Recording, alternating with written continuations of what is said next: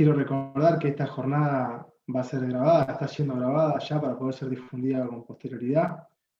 Bueno, desde este espacio interno del radicalismo entendemos que los partidos políticos y los actores políticos se deben dedicar a hacer diagnóstico de la realidad para poder proyectar soluciones a los problemas que se encuentran y de esa forma, bueno, ayudar a que los rumbos de la Argentina se encaminen hacia concretarse en un país mejor, que lamentablemente es una expectativa que muchos argentinos tenemos desde hace muchas décadas, y cuando miramos la historia, me parece que siempre el tiempo pasado ha sido mejor, y lamentablemente muchos datos demuestran y confirman este dicho.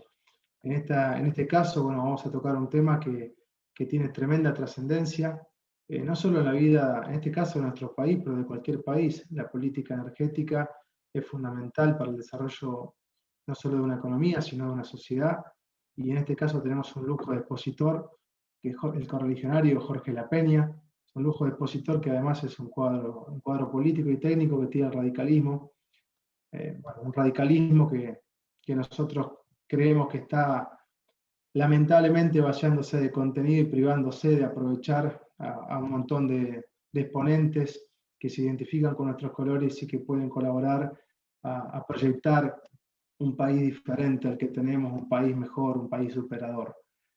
Jorge Lapeña, bueno, no nos requiere mucha presentación, pero además de tener un título de ingeniero industrial y ser consultor energético, ha sido secretario de Energía durante el gobierno de Alfonsín, ha sido expresidente de YPF, es subsecretario sí, de Planificación Energética. Bueno, preside un think tank muy importante, del cual se puede nutrir el radicalismo y se ha nutrido el radicalismo muchas veces. Y bueno, sin más prólogo, está en esa currícula, pero vamos directamente a pasar a darle la palabra a Jorge y poder escucharlo y aprovechar sus conocimientos para ilustrarnos un poco mejor, y desde ahí poder delinear un poco cuál entendemos nosotros debería ser el camino en materia política energética para nuestro país. Jorge, está habilitado tu micrófono y te agradezco en nombre del Movimiento Nacional de la Militancia Radical que estés compartiendo con nosotros. Bueno, muchas gracias, Sebastián. Para mí es un gusto estar con ustedes. Veo caras conocidas de hace mucho tiempo y me complace encontrarme en este foro, particularmente Alicia Tate, Chanqui Cáceres, acá lo veo a Gustavo Grispun, veo también una concurrencia interesante del Instituto Mosconi, está nuestro vicepresidente Gerardo Rabinovich, el ingeniero Luis Beuret, y bueno, Oscar Muiño también lo veo, a Lucía Alberti, bueno, todos amigos, y me complace estar acá, y voy a hacer una reflexión sobre este tema que me han planteado, que es la situación de los hidrocarburos, situación actual y perspectivas. Bien elegido el tema porque los hidrocarburos y el gas, y entre los dos, petróleo y gas, configuran el 85% de nuestra matriz energética. Es decir, nuestra matriz energética, mediante la cual satisfacemos nuestras necesidades de energía a lo largo de un año, se compone de muchas fuentes, pero tengan presente que entre todas las fuentes que no son el petróleo y el gas son apenas el 15% del total. Estar bien en petróleo y gas, bueno, es estar bien hoy, no sé en el futuro. Y estar mal en petróleo y gas es tener un gran problema dentro del sector energético. La energía es lo básico del proceso económico y social. Esto lo digo como punto 1.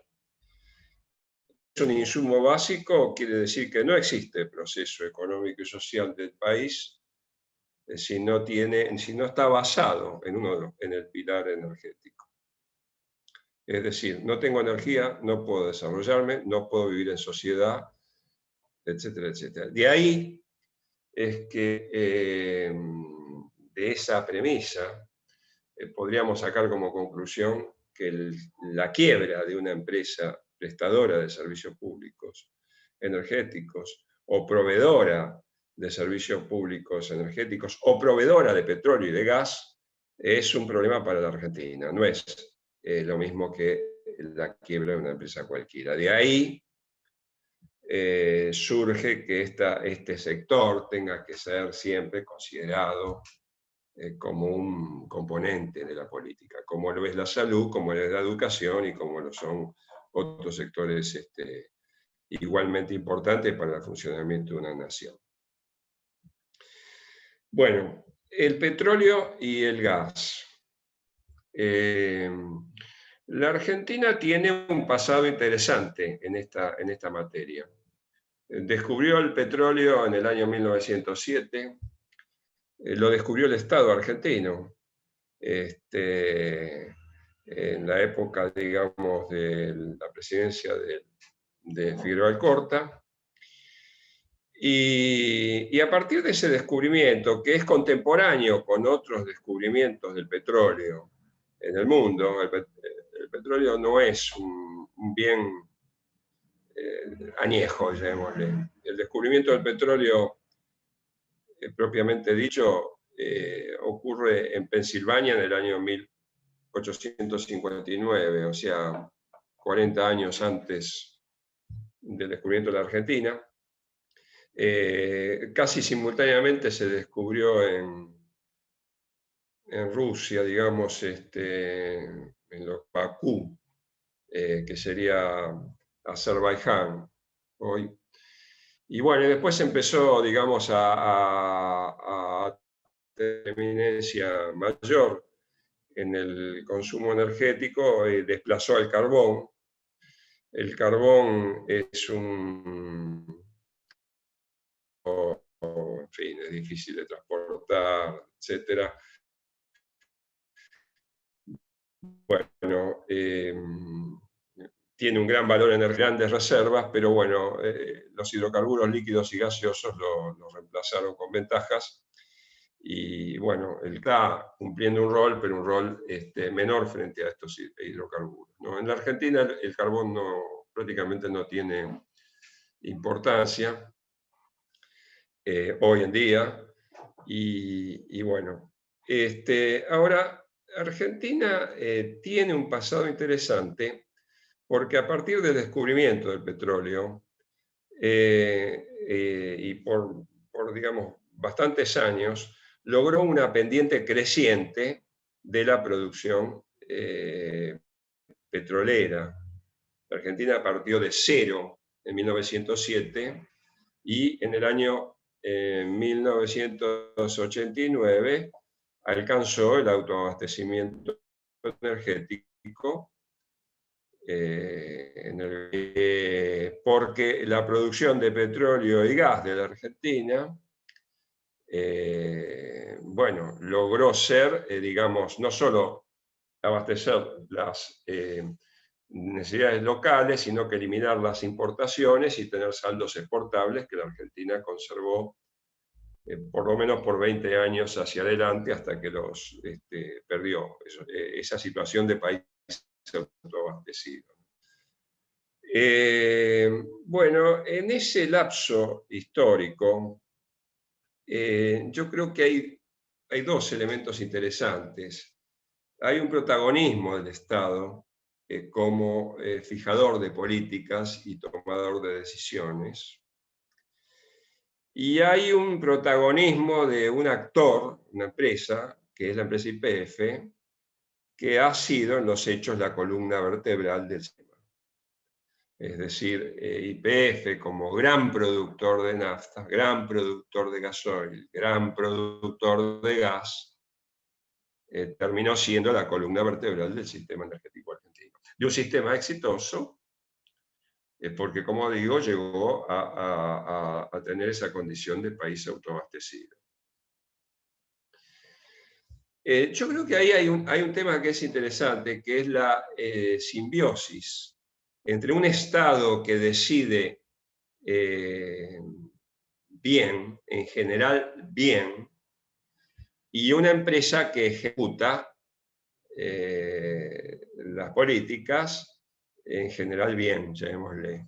Nada es perfecto, pero podemos decir que esa simbiosis entre Estado y empresa, que también se dio en otros sectores, como en el caso de la generación de electricidad, la construcción de centrales hidroeléctricas, la construcción de centrales nucleares, etc.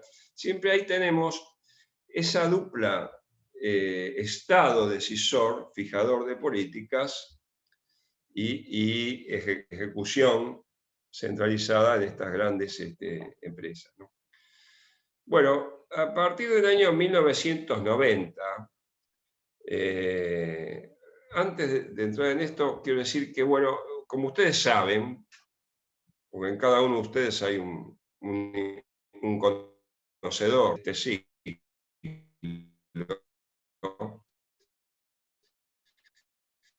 han pasado gobiernos también, además de diversas procedencias ideológicas, procesos democráticos dictatoriales y no republicanos. Pero en líneas generales, en este aspecto, se ha mantenido a lo largo de esos 80 y pico de años, 82 años, que van desde 1907 a 1989, una cierta continuidad. Quiero decir que ahí el lanzamiento de la política es anterior a la democracia, es anterior a la ley Saspeña, es anterior al radicalismo. Es decir, está hecho por la oligarquía, llamémosle. El presidente Figueroa Alcorta era un representante de esa oligarquía. Sin embargo, estos presidentes previos al radicalismo tomaron sabias en función de esa preservación del interés nacional. Es decir, lo primero que hace Figueroa Alcorta es declarar vedado a la actividad privada toda el área que circunscribe, un gran área que circunscribe o que rodea al Pozo Descubridor de 1907. Y él que crea lo que sería un primer reglamento de los hidrocarburos en 1909 y crea la Dirección General del Yacimiento de Comodoro Rivadavia, llamémosle, ¿no? O sea, una proto-IPF, digamos, creo. Y después esto se perfecciona, esta idea de la centralidad del Estado, en el gobierno de la Unión Cívica Radical, en el gobierno de Irigoyen. Y ese gobierno, en agosto de 1922, o sea, ya casi a punto de irse, crea yacimientos petrolíferos fiscales, y ahí nomás sube a Lear, después como hecho posterior, y lo nombra a Mosconi al frente de YPF, y esto configura una línea que se mantiene. Por supuesto, Mosconi sale expulsado en el golpe del 6 de septiembre, pero la empresa conserva esa línea directriz mosconiana. Es decir, la empresa sigue, digamos, en un sendero ascendente. Bueno, en este sentido, me parece que ha habido esa idea de Estado decisor y de empresa ejecutora. Y bueno, ahí tenemos digamos, un conjunto exitoso que le permite a la Argentina crecer, reemplazar hidrocarburos importados, cada vez acercarse más a lo que sería un autoabastecimiento y finalmente lograr ese autoabastecimiento que, bueno, se da con el aporte también de YPF, ya no solo del petróleo, el yacimiento de Loma de la Plata, que fue descubierto en el año 1976 y comenzó a ser explotado, digamos, en la década del 80 con la construcción de los grandes gasoductos, el último de los cuales es el gran gasoducto Neuquén, Bahía Blanca, Buenos Aires, construido íntegramente en un tiempo récord en el gobierno del presidente Alfonsín. Pero, ¿qué hizo la Argentina en hidrocarburos en estos 82 años? Porque acá lo que digo es que logró una producción, digamos, mayor que la demanda y que le permitió sustituir las importaciones y tener saldos exportables. Pero acá me interesa desmenuzar algo, ¿no? YPF descubre el petróleo en 1907. No es verdad, o por lo menos creo que no es verdad, que estaban buscando agua.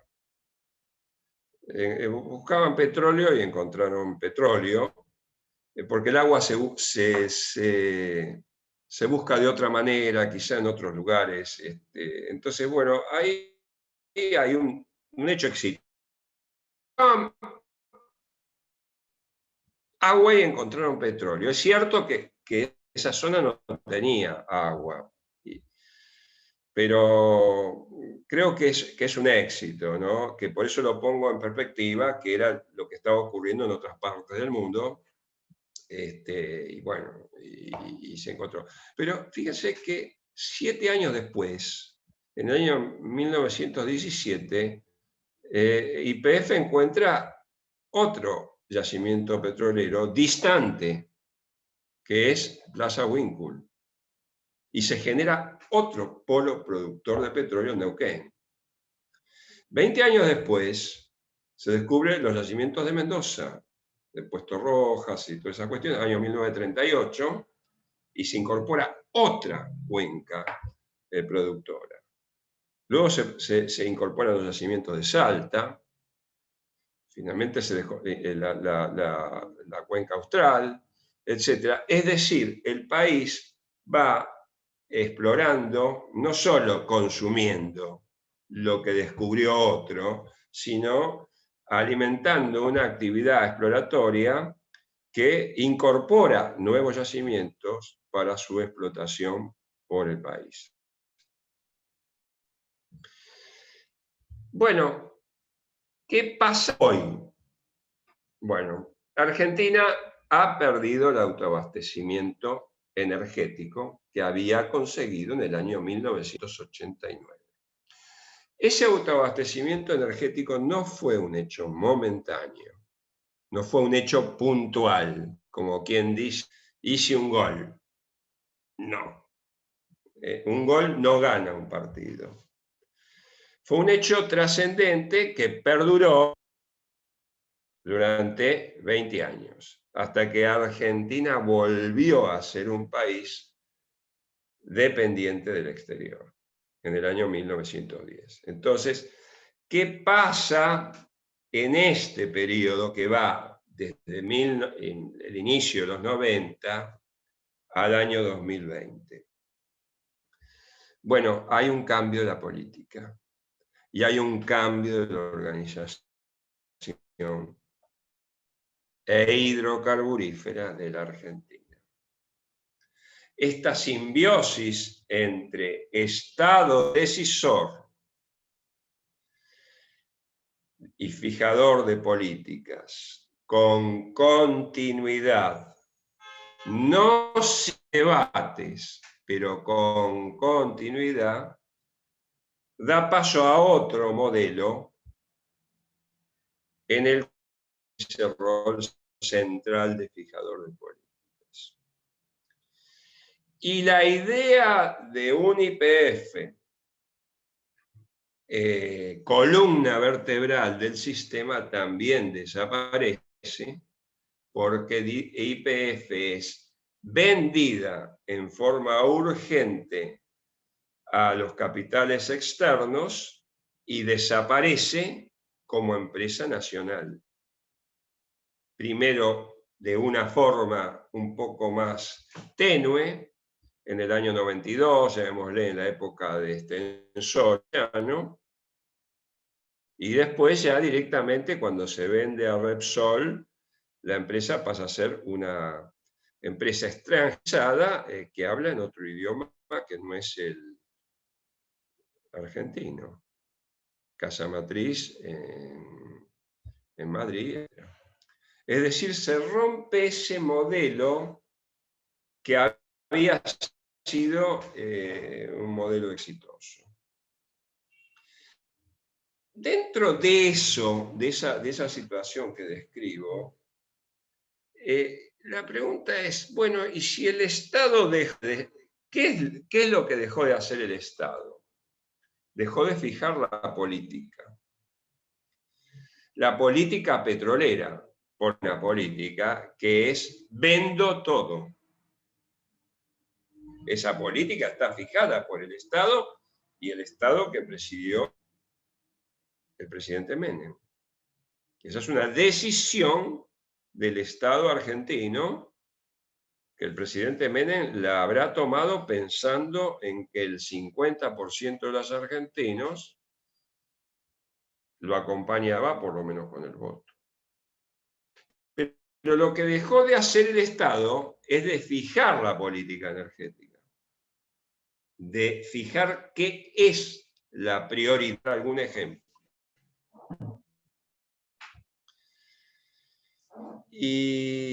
Y bueno, y este lugar, dejado vacante por el Estado, fue ocupado por lo que yo llamaría la corporación petrolera.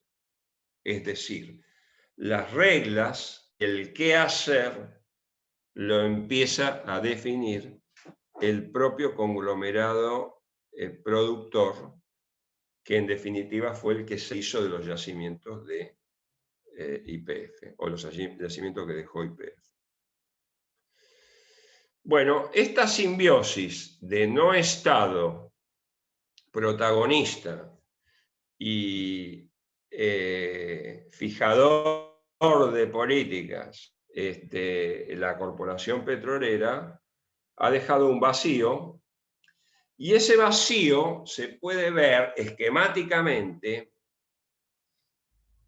en no hacer algo que antes se hacía. Por eso me dediqué a decir que YPF descubrió, o que el Estado descubrió el yacimiento, después descubrió Neuquén, después descubrió Mendoza, después el norte, después el sur, etc., después el gas. La Argentina dejó de explorar.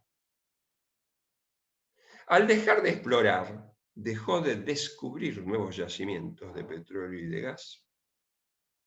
Al dejar de descubrir nuevos yacimientos, está fatalmente condenada a dos cosas. La primera de ellas, a producir de yacimientos cada vez más viejos y más agotados, y por lo tanto, mucho más caros. Y por otro lado, a declinar su producción en la medida de que esos yacimientos viejos no son reemplazados por yacimientos nuevos, más baratos, llamémosle. Entonces, la Argentina está en una declinación productiva fenomenal, a la cual me voy a referir a 3 o 4 datos, y lo voy a complementar con algunos documentos que voy a dejar a disposición de este auditorio. Bueno, la producción del año 2020 de hidrocarburos, voy a hablar de petróleo primero, de 2020 ha caído un 8,5% respecto al 2019.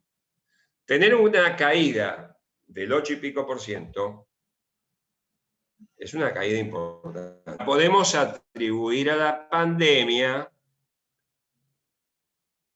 y con eso podríamos zafar en la explicación. Pero eso sería una... cayó, pero alguien puede decir, bueno, pero cayó en todas partes. Bueno, lo interesante de la Argentina que la producción del 2020 es igual a la del año 1979. 41 años atrás. La producción del año 2020 es un 18% menor que 2010. Esto también ocurre en el gas natural. Entonces, ¿en qué punto estamos en este momento?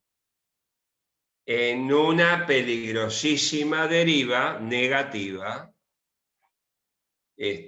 cuyo pronóstico es lamentable. Si estamos en la misma producción petrolera de 1979, estamos como desde que el doctor Raúl Alfonsín asumiera el gobierno. Y esto no lo dice nadie. Ustedes pueden leer todos los diarios de este mes y no van a encontrar esta información, que sería la información que nos permite o nos permitiría decir, tengo que cambiar.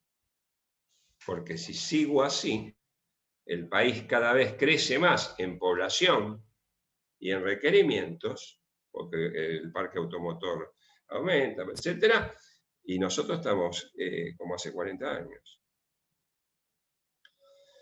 Bueno, esto me parece un punto clave para focalizar la situación en la cual estamos. Es difícil hacer un pronóstico hacia adelante, porque la pregunta es, ¿cómo vamos a estar en el 2030? Bueno, si seguimos haciendo lo que estamos haciendo, es bastante probable que sigamos bajando respecto al año 1979. O sea, un retroceso fenomenal. También han ocurrido hechos más o menos similares. La producción es menor que la del año 2010. Más la caída de las reservas comprobadas de gas natural, que han caído a la mitad de principio de siglo. Entonces, me parece que esto es un punto importante, porque hemos dilapidado un stock de reservas, que es lo que uno tiene descubierto para producir. Sería como si yo le dijera que el stock de ganado vacuno de un país que tiene alrededor de 55 millones de cabezas se hubiera reducido, no sé, en 10 años o en 15 a la mitad. Dilapidar un stock es algo pecado mortal. Podemos variar el flujo, gente come más o come menos carne, pero ya directamente liquidar un stock es, bueno, una situación de última, ¿no? Bueno, entonces yo con esto quiero plantear esta situación. Quiero decirles otra característica.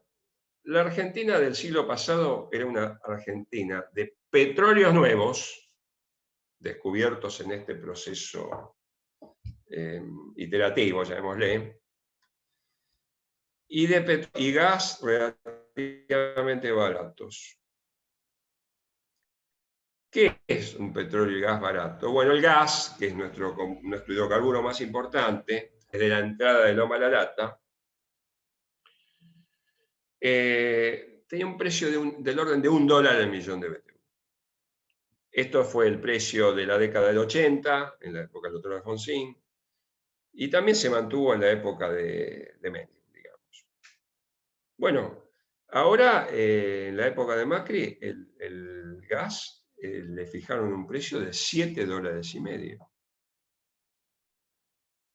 En base a no sabemos qué criterios competitivos. Hoy le están fijando un precio de $4,50. Bueno, esos precios no pueden ser pagados por la población así como así. El mundo paga ese gas alrededor de $2 el millón de BTU, $2,5. Digamos, un mercado competitivo como Estados Unidos tiene un punto de mercado que sería como el mercado de Chicago para el trigo y el maíz, digamos, y la soja. Bueno, se llama Henry Hub. Y Henry Hub tiene un precio aproximado también que es la mitad de lo que se fija el precio acá. Entonces, esta idea de petróleo y gas caro está actuando políticamente en una sociedad que ha pasado de tener un nivel de pobreza del 5% en la década de los 80 a tener casi el 50%. Y esto genera problemas políticos y económicos extraordinarios. ¿Cuál es el problema político? Bueno, el problema político es que si aumentan mucho las tarifas o los precios,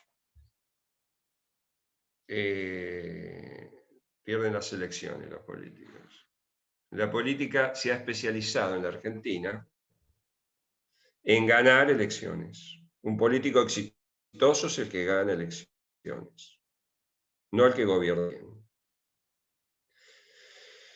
Bueno, entonces existe un terror a el aumento de tarifas o de precios porque se pierden elecciones.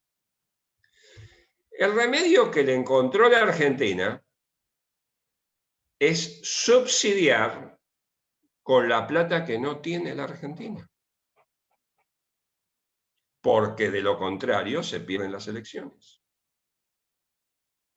Es decir, la política no encuentra una política energética saludable. Encuentra un mecanismo para que la gente no me vote en contra. Pero ese mecanismo no es exitoso, ni es sostenible. Entre 2010 y 2020, el sector, o sea, en 10 años, el sector energético recibió subsidios del Tesoro por 129.000 millones de dólares. 129.000 millones de dólares no entra en nuestra cabeza lo que es, a menos que lo comparemos con algo. Y ese algo es que el crédito más grande que dio el Fondo Monetario alguna vez a algún país es el que le dio a la Argentina de 57.000 millones de dólares, del cual no desembolsó 57.000, desembolsó 45.000 y la Argentina ya dice que no lo puede pagar. Lo dijo Cristina ayer. Y no lo puede pagar. Es decir, que 129.000 millones de dólares en 10 años equivale a casi 3 veces 44.000. Si quieren, 2,7 veces, 2,6 veces. Es decir, nos patinamos del Fondo Monetario Internacional que no podemos pagar uno.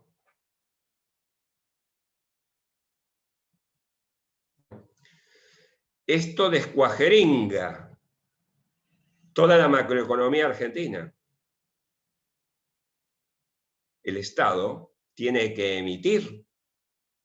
Cuando emite hay inflación. Cuando hay inflación suben los costos, sobre todo los que son importados. Entonces estamos ante un problema, digamos, de muy difícil y muy difícil pronóstico. Pero lo interesante es que ese problema no está en la agenda política. ¿Qué quiere decir que no está en la agenda política? Cuando Raúl Alfonsín emergió como solución civil a la desastrosa dictadura que perdió la guerra y mató a la gente, era parte de un monto político que tenía, digamos, más o menos pensado cómo sacar a la Argentina de ese punto. No todo pensado, pero bastante pensado. El presidente enjuició a las juntas con un primer acto de gobierno que fue el día 24, si no recuerdo mal, de diciembre del año 2010, en 1983. O sea, 12 años después de, 12 meses después 12 días después de jurar, porque el 10 fue sábado, el 10 de diciembre fue sábado. Es decir, 10 días hábiles hizo eso estaba. Y yo no veo que este tipo de cuestiones, formen parte de una movida política general que englobe no solo al partido que lidera, sino que otros sectores académicos, etcétera, digamos, intelectuales, que es lo que deberíamos tener ahora. ¿Cómo se? Bueno, este es el panorama que tenemos, una profunda caída que no la veo que se revierta. Ahora voy a decir una cosa más o dos y termino.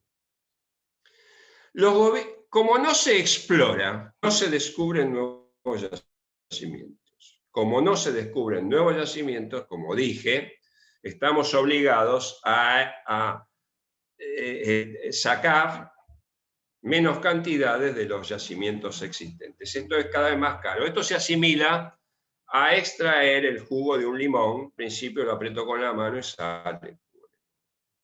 Después ya tengo que apretar más fuerte, después necesito una prensa y después no saco nada y tengo un alto costo. Entonces, bueno, esta situación, digamos, no tiene una solución inmediata, porque si esto ocurre porque no exploré, bueno, tengo que empezar a explorar. Pero explorar es como hacer un hijo. Hacer un hijo cuesta 9 meses, a la elefanta le cuesta 12 meses. Bueno, una campaña de exploración son 7, 8, 9, 10 años. O sea, acá el haber perdido el tiempo es un hecho significativo, que no es de fácil recuperación. Acá no es como la lotería, que juego y de pronto gané todo. Una campaña exploratoria es larga. Se necesita una política exploratoria. La última política exploratoria es el Plan Houston del presidente Alfonsín, o del expresidente Alfonsín. Entonces, esto me parece que acá genera un vacío, que es, ¿qué están haciendo los argentinos en los últimos 30 años? Bueno, están atrás de una ilusión que ilusiona por igual a Cristina Kirchner, al presidente Fernández y al expresidente Macri. Lean el libro Primer Tiempo, Vaca Muerta. Con Vaca Muerta, dice Fernández, tenemos la segunda mundial de gas. Error. No tenemos ninguna reserva en Vaca Muerta. Reservas son recursos que yo los puedo poner en producción con los precios del mercado actual y con la tecnología actual. Entonces, el presidente Fernández, igual que el presidente Macri, igual que la presidenta Cristina del 2015, a pie juntillas, que la Argentina se salva por vaca muerta. Y esto no está mostrado, no está demostrado en la realidad. Entonces, va a haber que redefinir esa quimera.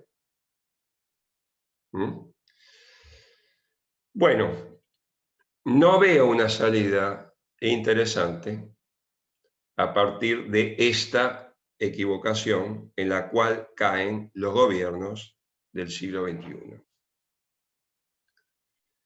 No crean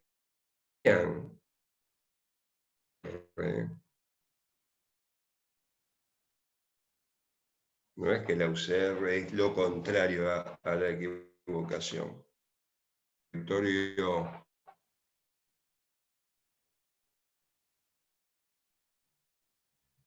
gris en este. Jorge, perdón, pero se te cortó, no se escuchó lo último que has dicho. Por lo tanto, esto requeriría una...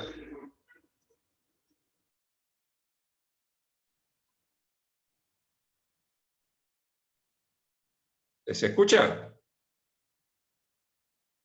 Sí, sí, ahora se escucha bien. ¿Se escucha? Ah, bueno, bueno. Bueno, voy terminando.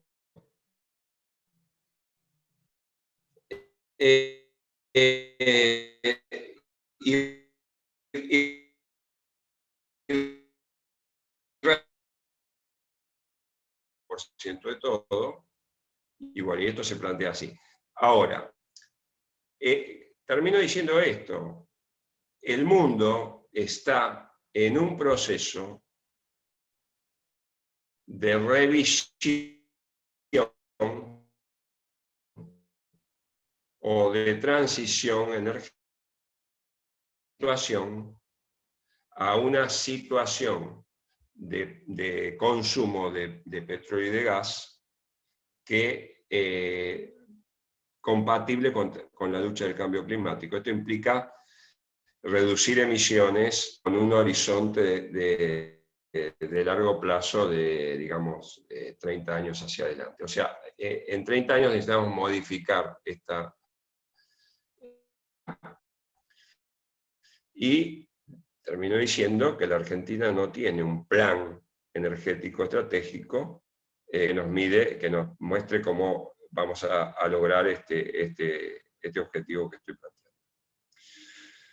Bueno, yo pararía acá, y si quieren, después podemos hacer preguntas.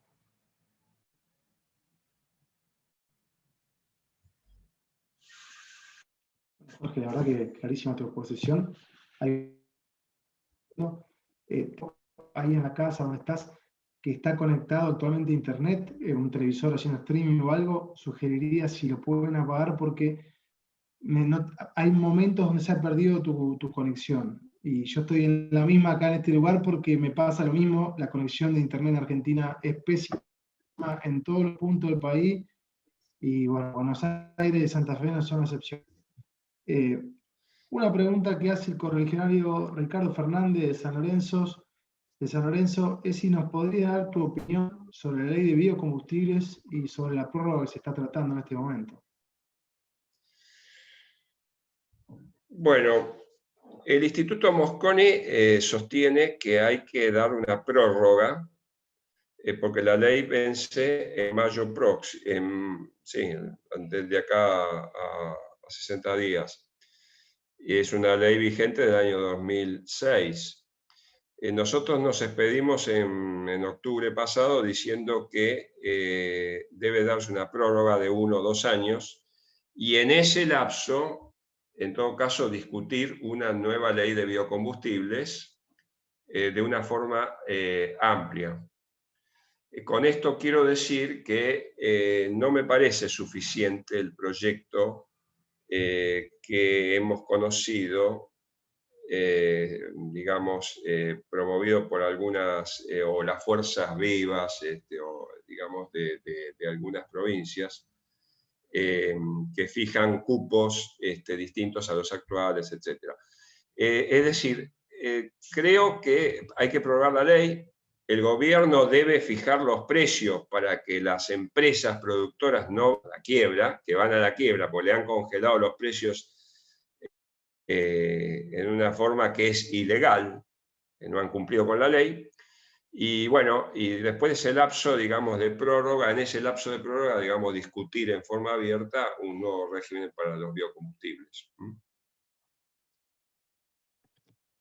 Bien. Consulta el correligionario Juan Carlos Valente, una pregunta, una reivindicación, si se quiere, histórica, una consulta histórica. ¿Qué piensa de los vaivenes en la idea y política petrolera de Frondizi y las resoluciones tomadas por el presidente Ilia de nacionalización del petróleo y anulación de los contratos petroleros? Además, también consulta por los contratos de Perón de entrega del petróleo a los americanos con el contrato de la California Argentina. Voy a empezar por esta última parte. El presidente Frondizi llamó a ese contrato con la SOCAL, que es la empresa Standard Oil de California, en el año 54, lo llamó la marca física del vasallaje. Eso es lo que opino del contrato de Perón. Y me remito a la opinión del presidente de la Unión Cívica Radical, Arturo Frondizi. Respecto a la política del doctor Frondizi, tuvo su gestión, acá me voy a meter en un punto controversial en este partido, pero creo que lo puedo hacer. El presidente Frondizi le debemos dos cosas muy importantes.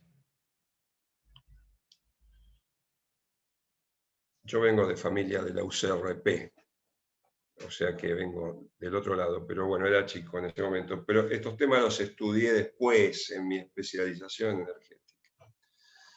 Al presidente Frondizi le debemos dos leyes muy importantes y otro hecho importante. Primero, el haber escrito el libro Política y Petróleo, que quizás sea el libro más profundo que se haya escrito sobre el petróleo, sobre política del petróleo en la Argentina. Ese libro fue publicado en el año 1954, está agotado. Y bueno, el presidente Frondizi hizo algo muy interesante, que es el dictado de dos leyes, la ley 14773, que es la primera ley del petróleo de la Argentina, porque antes había una ley de minería, entonces la ley del petróleo, y la ley 15336, que es el primitivo marco regulatorio eléctrico, ¿no? O sea que son dos años de su gestión de 4 años. Respecto a los contratos petroleros, bueno, la ley postula que están prohibidas las concesiones. Esto es muy importante, el radicalismo siempre estuvo en contra de las concesiones. Y él no hizo concesiones, hizo contratos de obras y servicios que fueron objetados por la Unión Cívica Radical del Pueblo. Objetados. En este sentido, quiero decir, desde el punto de vista de la performance, que fue exitosa la performance de Frondizi, porque miren lo que les voy a decir. La Argentina producía 5 millones de metros cúbicos de petróleo cuando asume el doctor Frondizi. El consumo era 15 millones de metros cúbicos de petróleo. Es decir, importábamos 10 millones de metros cúbicos. Frondizi toma dos decisiones. Una hace unos 13 contratos petroleros, que fue muy objetado, pero eran contratos de obras y servicios, atenti con esto. No eran concesiones, no eran dueños de ese petróleo. Eran un contratista. Ese contratista o esos contratistas recibían un precio por cada metro cúbico producido que le entregaban a YPF. Bueno, esta receta hizo que estos campos que eran de YPF, porque eran reservas descubiertas por YPF, pasaron a producir nada a producir metros cúbicos por año. Escúchenme, 5 millones, es un récord extraordinario. E YPF sola, en sus yacimientos que explotaba por sí, pasó a producir de 5 millones que producía prácticamente a 10 millones. Quiere decir que la Argentina pasó de 5 a 15 en 4 años. Y esto es un crecimiento espectacular que nunca se había dado. La polémica sobre esto fue muy grande. Y el presidente Iliá anuló esos contratos, pero luego los renegoció, fijando precios más satisfactorios. Y nosotros en la época de Alfonsín también los renegociamos, no los anulamos. Porque eran contratos de servicios. Entonces, yo creo que estuvo bien anulado, porque a juicio de las autoridades de nuestro partido, acá hablo de la URP, digamos, tenían vicios, bueno, están anulados y se renegociaron. Uno de esos contratos es el contrato que hoy tiene la familia Bulgeroni en Cerro Dragón, que todavía sigue produciendo. Pero ya ahora son concesiones, a partir del 90. Entonces, yo diría que a pesar de la polémica 7 que hubo, porque fue parte central de la discusión, no veo una vista con perspectiva histórica, y esto yo lo he escrito en mi libro La energía en tiempo de Alfonsín. Creo que, digamos, Frondizi no dio concesiones. Y Frondizi en esa ley planteó una cosa muy importante, la ley 1416, que recogió el artículo 40 de la Constitución del 49, que derogó, que fue derogada por la del 57, pero que también lo mantuvo. Es decir, la idea de que el petróleo es de la nación, ¿no? Entonces, diría que el gobierno del doctor Frondizi tuvo una gran pelea, UCRP, UCRI. Pero muchas de las cosas que hicimos en el gobierno de Alfonsín tuvieron un cierto parecido. Por ejemplo, el plan Houston, que más bien era para explorar, está un poco emparentado con esa idea de convocar al capital privado, etcétera, bajo condiciones convenientes para el Estado. Digamos, YPF jugaba un rol medio parecido, ¿no?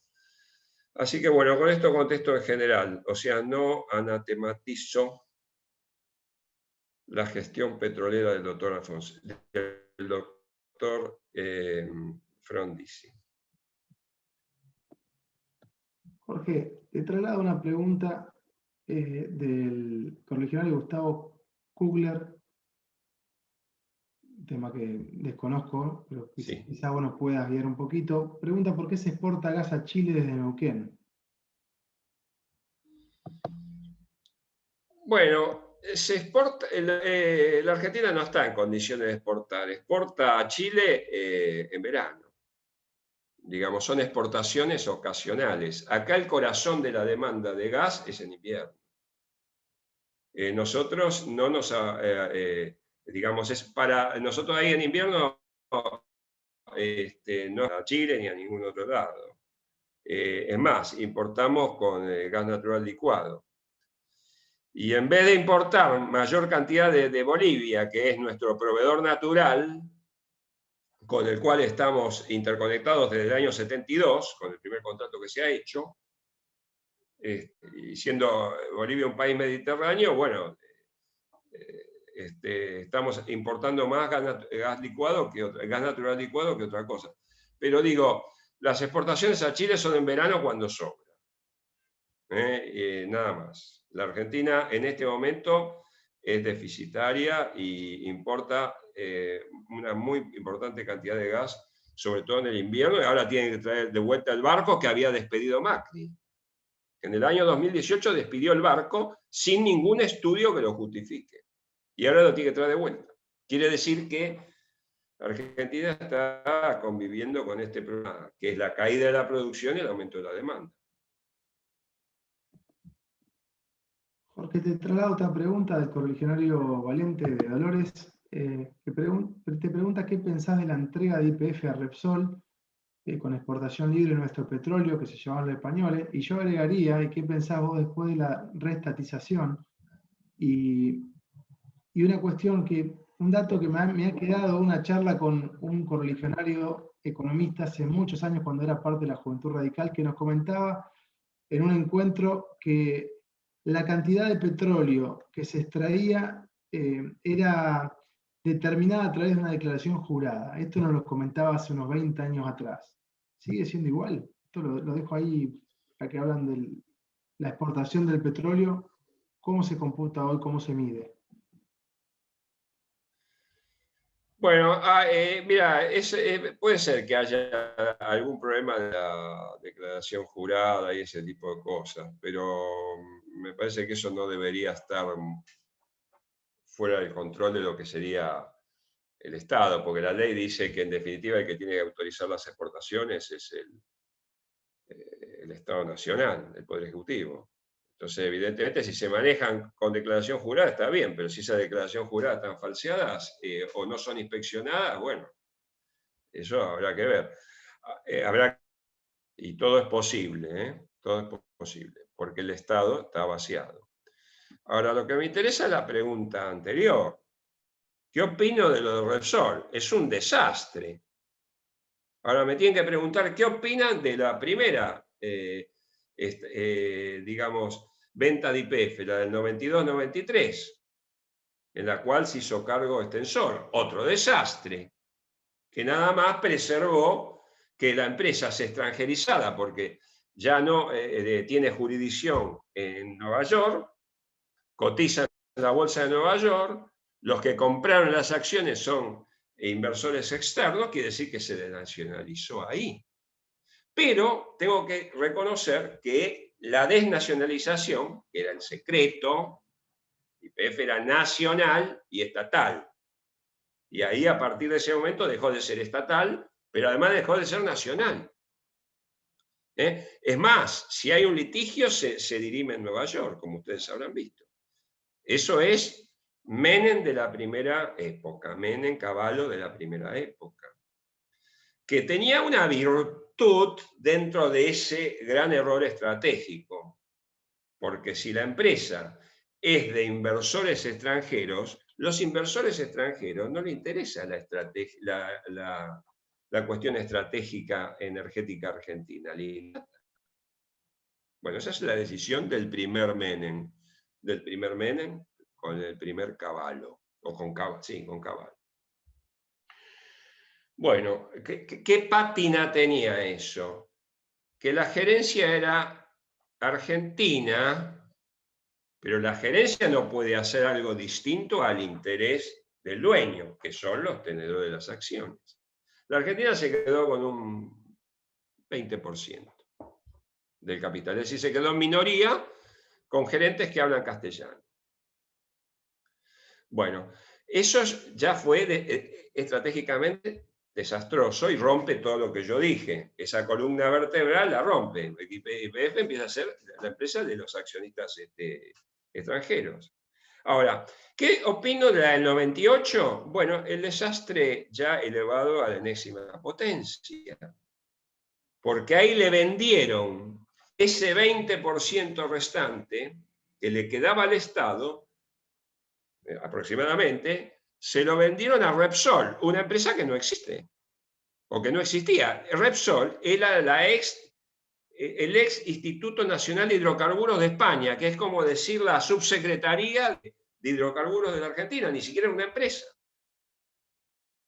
Bueno, entonces esto ya directamente fue, ya nada, ya llevarla al nivel cero, desastre. Ahora, ¿qué opino de cómo siguió? y como un desastre peor. Cuando el presidente Kirchner le obliga a vender a Repsol, a venderle al señor Eskenazi, que no tenía ni plata ni experiencia, solamente era amigo de ellos, le obliga a venderle el 25% de la compañía.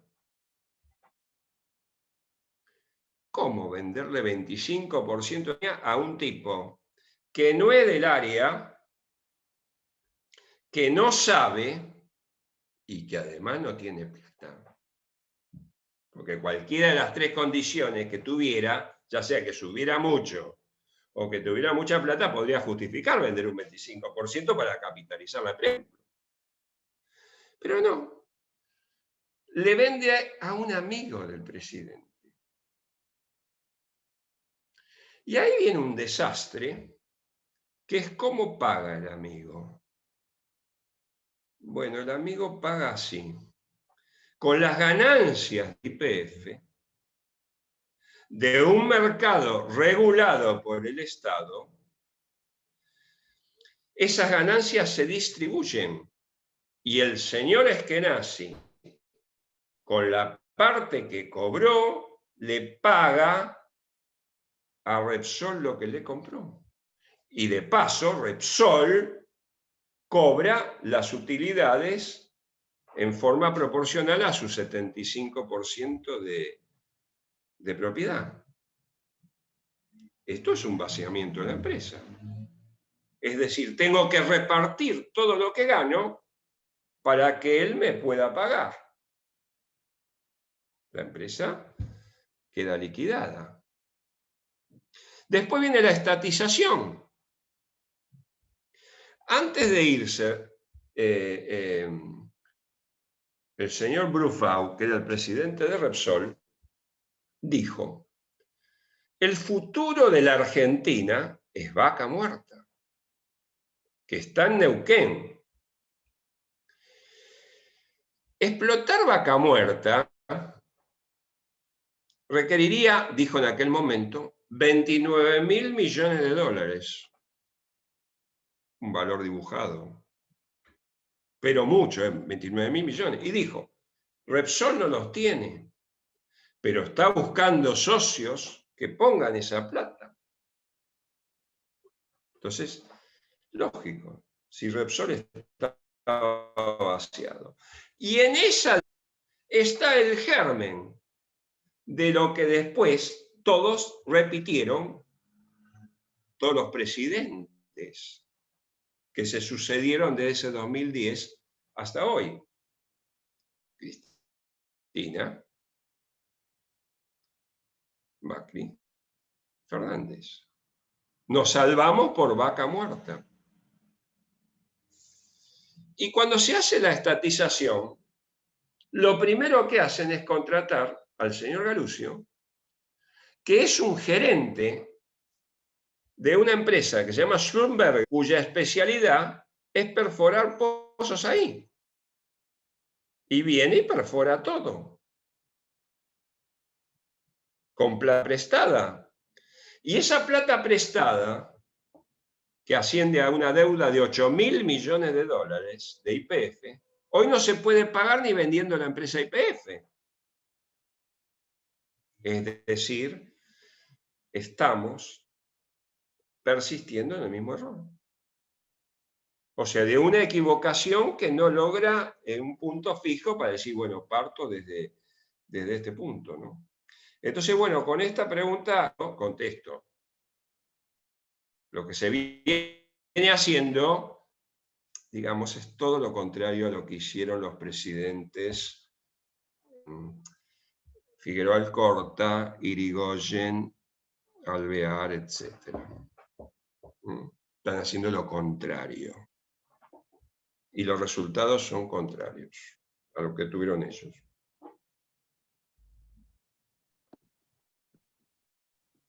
Jorge, te traslado una última pregunta.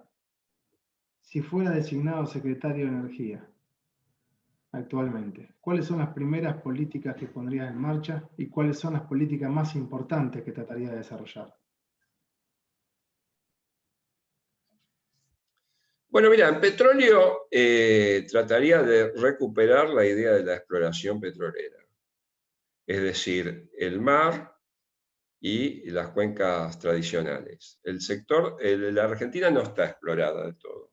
Y entonces esto requeriría volver a analizar las cuencas y ver dónde se puede explorar, de yacimientos y ponerlos en producción. Yo creo que hay que hacer una auditoría de reservas y una auditoría de costos.